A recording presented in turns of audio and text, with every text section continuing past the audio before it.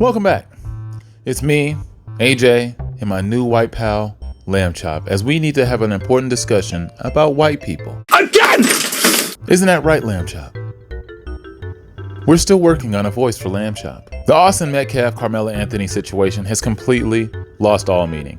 Nobody who's trying to talk about this situation seriously anymore really cares about it, outside of maybe a couple of channels. Other than that, most people are literally just trying to push whatever narrative they can to make their channel that much bigger. And it doesn't matter what the cost is. It doesn't matter about morality. It doesn't matter about truth. It doesn't matter about any of that. But now you have the alt-whites trying to claim this entire movement and trying to move the needle and try to turn it into something that it never was intended to in the first place, which is the one thing the father asked from the very get-go, which was not to make this political, not to make this about race, and that's exactly what everybody's doing. Karmelo Anthony was released on bail recently.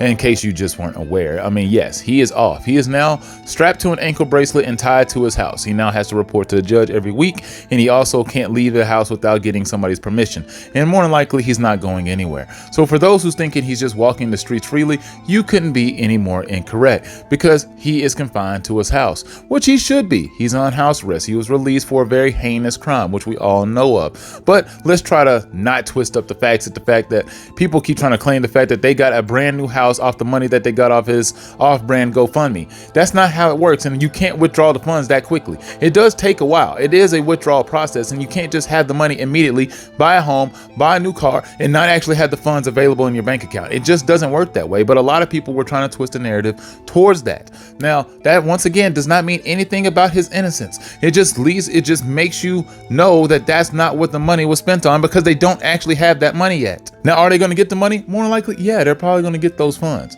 and they're going to get to do whatever they would like to do with them, even though I don't think they're supposed to be used for legal funds, but I think that was just a GoFundMe type of thing. And don't worry, I have criticisms for that part of the party as well. Not necessarily for Karmelo Anthony, because I mean, enough has been said about his situation. Like, you got to think, for all we know, this kid has never committed a violent crime in his entire life, and go figure, this is the very first one. And it's like, whoa, what a crime to commit for your first act. Because the guy who was representing him from the NGAN or whatever, representation group the other day, he was out there, and I'm telling you, he came out with a completely different level of energy when it came to this press conference the other day. He didn't show up looking like the somber, empathetic, emotional man that he was the other day, because the other day he was quite different. He was soft, he was very confided in his thoughts. He seemed like he was very distraught, because I'm telling you, he was definitely a lot different in that next press conference. The one he came out after he was released, oh no, I'm telling you, it was definitely a different type of man that came out. He definitely reeked of a guy who had a different type of past. He definitely came off as somebody who was a pookie in the past, and now he's trying to reform himself into being a pastor. Somebody who's turned his life over to God, who turned a new light. Somebody who's, trying to start anew. But he was really doing his best to hold himself in during that press conference, because the first thing he went out there doing was slinging all sorts of insults, making up a whole bunch of stories, talking about how Austin Metcalf's father was basically committing a crime against humanity by just being there, acting like he was committing an act against terrorism or of terrorism by just showing up to the press conference, when any sane father or insane father, whether you were black, white, whatever color, would probably go to that press conference if their father or their son was killed. I'm just saying, I think that's how that would go down. I personally think you would want to pay a little bit of attention to it. Maybe not. Maybe I'm wrong, but I just got a feeling that somebody else would have showed up as well. It's not like he was out there raising hell. It wasn't like he was out there with signs. It wasn't like he was out there with tiki torches, weapons, guns, anything like that. It wasn't like he was out there spewing the N-word left and right. He was just there. Then they escorted him away. He didn't give him any problems, and people acted like he was just out of pocket. And I couldn't see that. Now, people are probably sitting here thinking, well, Mike, you're just keeping up with the white man. Well, look, man, in some instances, yeah, I am. But the main guy that we're going to be talking about today, no. Can't. Those are the type of whites that you can't keep up for, because they're not the same as the other whites. Believe it or not, some white people can actually understand the plight of some black folks. Some of them actually understand they do have privileges in this life. Some do understand they have advantages, but they don't need to walk around with this everlasting thing of guilt each and every day just because they were born whites. Just like you shouldn't walk around, with some type of, hatred towards yourself if you were born black or if you were born another race. Like, Asian people are mad at themselves for having small ding dongs. Like, they shouldn't wait and be pissed off just because they were born the way they were. Like, you should be happy with whatever you are because you get to exist. But people just naturally believe that most white people can't understand our plight. When, yeah, you can't live it firsthand because you're not us. If you're not black, you can't understand it to that degree. But you can look around and understand that the world is built a little bit different. You can't understand that, yeah, you do have those advantages and you do have those head starts. It's one of those things. But that doesn't mean they think the exact same as the person that's in today's video. Like this guy named Jake Long or whatever it is. I swear, you know what? Let me let this guy explain. Fucking embarrassment for anybody that could sit up there and say anything in regards to, I actually care about this story and I care about getting justice for Austin Metcalf. You should be fucking embarrassed by that colossal PR stunt that was going on just the other day. They showed up in a Trump bus. They showed up in front of what they claimed to be tens of thousands of people when it was probably just about 20 who could bother to show up because they were in the fucking area and they were bored enough to be there. They thought that they were going to galvanize a bunch of troops in order to get the truth out, but it was just a circle jerk of a bunch of people who think ideologically the exact same. And I would sit here and give you the main event of said press conference, but we're getting a little bit ahead because this whole guy, Jake Long or whatever, he's trying to co-opt this entire movement now. He's trying to change this whole thing into a race war and continue to perpetuate a whole bunch of ridiculousness. And honestly, he's just another version of Nick Fuentes, who recently got caught up saying this stuff about black folks, and it's the same thing that I guarantee you this guy believes in as well. And I will tell you this as plainly as possible. I don't want to live around black people. I just don't. It would be irresponsible if I had a wife and kids to live near black people. It just would be. And that's not to say that every black person is violent. It's not to say that every black person is the same way. But we watch the news, we read the papers. When you drive downtown in Chicago, you know who you gotta look out for and worry about when you're thinking about whether you're gonna get carjacked, when you're worried about catching a stray bullet, when you're worried about who's gonna pull up on the side of the road and literally shove a rifle in your face and steal your iPhone or shoot you point blank, execution style, in Lincoln Park. We know who's doing it. I don't wanna live near them. I don't want to be near them. They make me nervous. That's a survival instinct. And the way this story unfolded, it's sort of interesting. Apparently, this white student, this Austin Metcalf, confronted a friend of the killer, presumably black also, and said something like, hey, you're sitting in the wrong spot. You're in my spot, something like this. And that's when the black guy jumped in and stabbed him to death. Unfortunately, we just don't know. When you're on the subway, when you're driving in your car, when you're in the city streets, you don't know whether the black person in proximity to you is one of the good ones or one of the ones who is going to summon an unbelievable, I mean literally for people like us, an unthinkable level of spontaneous brutality, senseless and merciless violence in an instant. We don't know. There's ambiguity. You're sitting on a subway, you look across, you see someone acting strange or aggressive. Is this someone who is going to pull out a knife and in 2 seconds slit my throat and kill me? Or is this just someone who's having a bad day? We don't know. I'm not willing to risk my life to find out. It's not worth it to me. Now, just going back to that press conference the other day, I'm telling you, that did rub me the wrong way, though, because that guy came out there blaming a whole bunch of people. He pretty much made up every excuse he possibly could in the world for somehow how that knife ended up in Austin Metcalf's chest, except for the fact that somehow Karmelo Anthony had something to do with it when he was the one who said he did it. We all know. Like, he shouldn't even been talking about it in the first place, but he was. And then he kept talking so much, he almost alluded to the fact that he was trying to blame the school for the fact that the stabbing also happened in the first place. Like, he was just alluding to the fact that, hey, you know, if they just would have canceled the track meet. You know, if they would have canceled it, nobody would have ended up dead. It's like, bruh, really? Is that what you're going to go with here?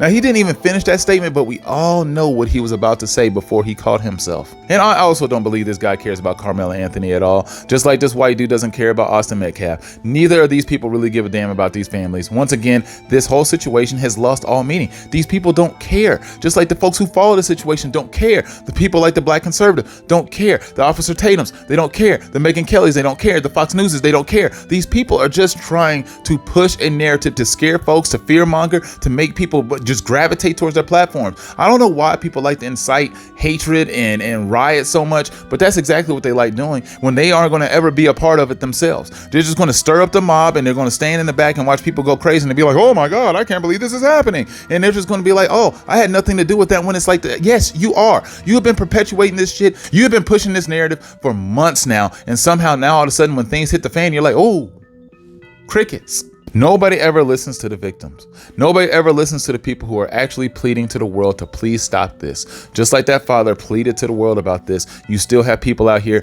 creating whatever narratives. You still have people just lying about stuff on these platforms. You got people having panels of folks who don't have any factual information, people who don't do any research. They don't know much about what they're talking about, but yet they want to have opinions, and they expect people to listen to them. And it's like, why? Why would we listen to you when you don't know shit in the first place? Dumber than a bag of hammers, but yet we're supposed to be paying attention to you. Doesn't make sense to me. A brain of fucking banana pudding, but yet we're supposed to listen to you. I want to focus on a separate part of this protest where this dumb fuck you see on the screen decided to film where he makes the claim, keyword he makes the claim, that was the spot where Austin Metcalf was stabbed and bled out to death. Stadium. There's the blood stain. There is the blood stain. It's red still. Austin Metcalf's blood. Lord Jesus, help us. It's crying out for justice. His killer is home right now. I got to get out of here before the police come. I just hopped the fence to get in here. His blood is crying out for justice. We need that killer behind bars. We will not rest. We need to protect white Americans. This scourge of black violence is too much. The Kendall Stadium. We need to uplift our communities. I gotta get out of here, guys. I think I hear the cops coming. Does a guy hopping over a fence, committing trespassing laws, sound like a guy who's a man of Christ to you?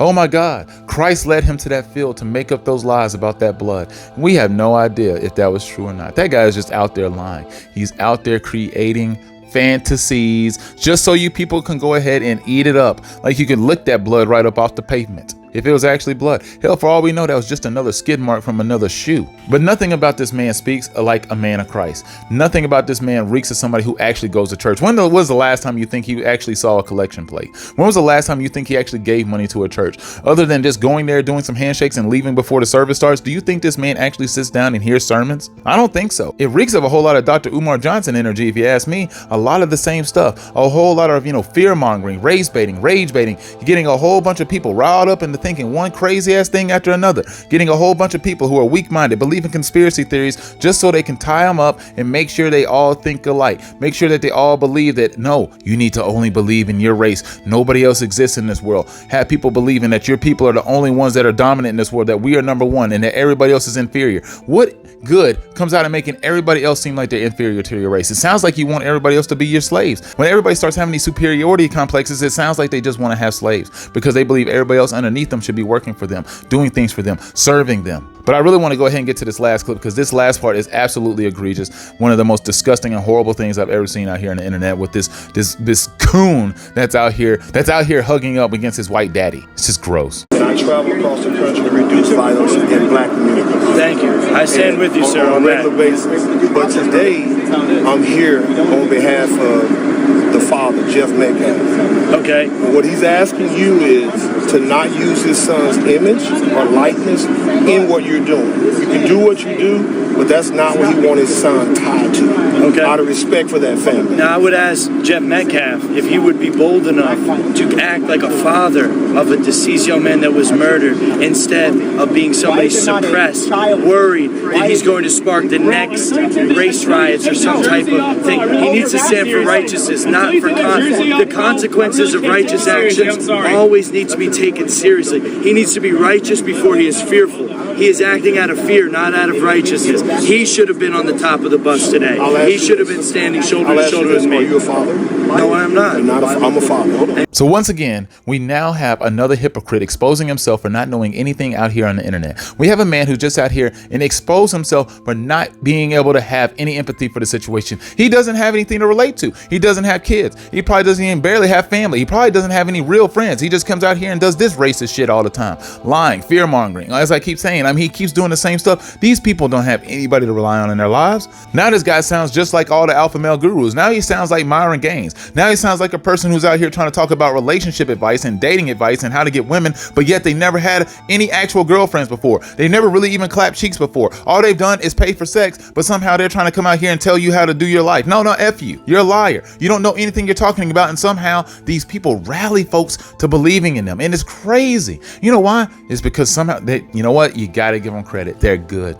Just like Dr. Umar Johnson, these people like Myron, just like this idiot right here, they're all good. It's just raging you out. I beg your pardon? Getting you out of your mind, manipulating you emotionally to thinking that, yeah, that's right. They're out to get us. Yeah, we're victims. Yeah, the world hates us. And they get you to really start thinking that. Like, people are really out there looking for you. Like I said in one of my videos recently, why does people start thinking that the world is out to get them in particular? What is so important about you? Why are they out to get you? Why are they tapping your phones? Why are they in your emails? Why are they in your Instagram? Why are they in your DMs? Why are they following you? Why are you so paranoid when you get home at night? What have you done? Where do you got? What is in the backyard? Do you have like skeletons in the closet for reals? Do you have people buried in the backyard? I'm really trying to figure out what it is. Man, I'm a father. As a father, there is this thing called grief. So let me tell you what's going on in his house. He's getting swatted. His only other son. Who is swatting him? Well, which community? No, we don't know the community, but it's happening. That's on the police to find. Secondly, he has a son who's a twin, who his son died in his arms. So that means he needs to navigate that. Then his son, who's his only son, is getting death threats. So as a father, his hands is full. So the last thing he wants to be tied to is having this complex of race. So yes, violence is bad. Young black men are getting killed every day by young black men across this country. Yes, but I'm not a member of that community. I'm a member of my community, and my community is being victimized by the community of violent black, absolute degenerates. But here's the problem. They're degenerates. When you stand up in the name of God, there's one body. And if you're not a part of that body, I could read statistics. So I'm also a pragmatic human being. So I understand when there's a problem, it needs to be addressed head on. If you tiptoe around a problem, that's how you get to the end result. So your biggest concern is the loss of white life by black people? No, that's not my concern. I have concern. The concern is a repeating pattern. It doesn't stop. It just keeps going on and on and on and on. And we just can't ignore it any longer. If it stops, we're good. So I have a question for you. Do you believe more white people are killed by white people or by black people? Listen, by strangers, it's 2 to 1. Every single race in domestic issues, because we live amongst each other and uncles kill uncles and drunk at barbecues and stuff like that, it's always the same amount. So your response is this. Let me respond, please. Please let me respond. Your response that Mr. Metcalf needs to get on your bus and tell people if I was him, I would do it. But he's not you. So what I'm saying is, I'm telling you, I'm somebody that stands for what I believe in, and I don't cower when it's time to stand. If your desire it's because of fear. My desire is that another Austin Metcalf does not happen next week. And if I was his father, I would stand righteously to say, yes, but I'm a man. We all have common sense. So you're speaking for his father? Hold on. We know. No, I'm speaking for white men in this country. Are you a father? White people in this country. Are you a father? Hold on one second. Hold on one second. Are you a father? I'm not, but listen. Fathers who are not dealing with grief. You've talked for an hour. So if you want to address, I can give you after I give this message. The bottom line is this. You have a father that's out of respect asking you not to put his son's face in a place. How do you say you're going to represent people when you can't respect the will of the people? Let me respond, guys. There's too much peanut gallery. That's not what his father said. His father did not say that. Can we please let me respond? So you believe I'm having a conversation between you and I. That's just what that Listen to this. Yeah. Austin Metcalf is no longer Austin Metcalf. He is a symbol. He is a symbol of young white people being predatorized and victimized every single day, living in fear. He is living in fear. Our people in this country are living in fear. Austin Metcalf is no longer just a son. Jeff, hold on, Jeff. Do me one favor, because there seems to be an issue that you're okay with Austin's name being plastered with this particular movement. Now, I've already addressed that. So now I want you to say one more time that do you agree with your son's name and faith being attached to this movement? Hey, Jeff Metcalf, this is Jake Lang here. I wanted to talk to you and not be led into a question. This is a legal argument. It's called leading. Do you agree with your son? Can I have a conversation with you? No, because you could have called him before that. You could have called him out of respect. Reaching out. I'm one of the biggest figures in America. Nobody's ever I've given your message. I've given you your message, and here's the response. Family members, everybody I can I've given you your message, and here's the response. You're not giving my this message. guy You're said giving your message. What he said was this. What he said was this. He said that you, as a father, should be on the bus with him, delivering the message that he's delivering. Unfortunately, he's not a father, and the gentleman with is not a father. Maybe they don't understand what love is. But at the end of the day, I've given your message, and they thought that it wasn't your message. Let me have 1 minute of my message to Jeff Metcalf. Call him. Okay, what's his number? We will, but he's on the phone right now. So Jeff, do you, huh? This is not a good faith discussion. Okay, hold on. Here's Jeff. Hold on. So Jeff, go ahead. Go ahead, Jake. Hey, Jeff, it's Jake Lang here. Yes, sir. What can I do for you? Jeff, first of all, my entire heart rests in your hands. I would be in my position, not even as somebody even knew your son, but somebody that shares the same understanding. I grew up as a 17-year-old young white man too, and I grew up in fear of my life around black people because they were killing and robbing people around me all the time. And I don't understand as I was a father, you could sit idly by and not condemn the culture that killed your son. There is an epidemic problem in this country, and your voice could be one of the loudest voices in this country, but you've chosen to recoil out of fear and continue the suppression. Why will you not stand with me and with the rest of the people? We're not calling for racial divide. We're not calling for hatred. We're saying 350,000 attacks on white people by black people a year in this country is wrong. Why can't you stand that and say with that? Maybe you can. Would you be willing to stand by me in a press conference or in an individual interview and talk about this issue that is larger than Austin at this point? God rest the beautiful young man's soul that would have been one of our strongest voices if he was still alive today. Are you done? Yes, I am, sir. Okay, my turn to speak.